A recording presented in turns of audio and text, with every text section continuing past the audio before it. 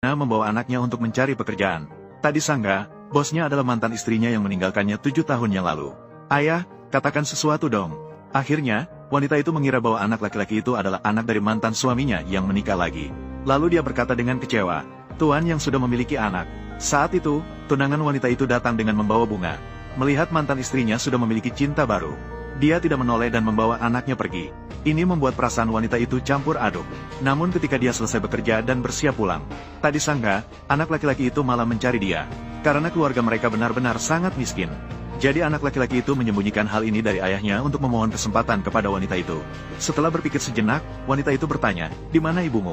Namun anak laki-laki itu menyatakan bahwa dia tidak memiliki ibu. Ini membuat wanita itu sangat bingung. Dia mengira anak laki-laki itu sengaja menyembunyikan hal itu darinya. Jadi dia bertanya lagi siapa namanya. "Nama saya Yang Nianuan." Mendengar kata-kata ini, wanita itu langsung tertegun di tempat.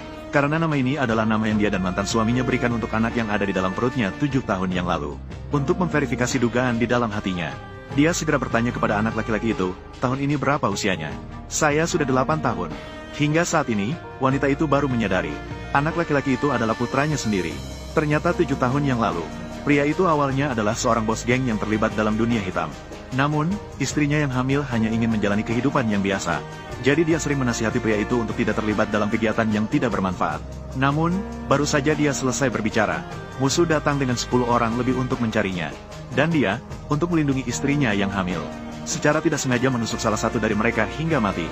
Dan dia juga dijatuhi hukuman penjara selama 3 tahun karena pembelaan diri yang berlebihan. Namun, ibu mertuanya demi kebahagiaan putrinya, berbohong mengatakan bahwa pria itu dijatuhi hukuman 20 tahun. Anak di dalam perut juga tidak selamat karena keguguran. Setelah bujukan berkali-kali dari ibunya, wanita itu akhirnya mengangguk setuju untuk bercerai dengan pria itu. Kemudian ibu mertuanya membawa anak itu ke penjara, memaksanya untuk menandatangani surat perjanjian perceraian. Pria itu mengira itu adalah ketidakpedulian istrinya, lalu menandatangani. Anak itu juga dikirim oleh ibu mertuanya ke panti asuhan. 3 tahun kemudian, pria itu bebas setelah menjalani hukuman penuh. Mantan adik kecilnya kini telah menjadi tokoh masyarakat yang terpandang. Mereka mengundang pria itu untuk kembali menjadi kakak mereka. Namun pria itu tidak setuju demi anaknya. Dia pergi ke panti asuhan dan akhirnya bertemu dengan anaknya yang selalu dia pikirkan. Beberapa tahun kemudian, ayah dan anak itu saling bergantung untuk hidup, mengandalkan pengantaran makanan untuk bertahan hidup. Namun karena membawa anak, pria itu seringkali dihadapkan pada keluhan pelanggan. Akhirnya dipecat oleh bosnya. Setelah dipecat, dia melamar banyak pekerjaan. Tapi karena pria itu pernah dipenjara, tidak ada yang berani mempekerjakannya. Hingga suatu hari dia mengetahui bahwa perusahaan sedang membuka lowongan.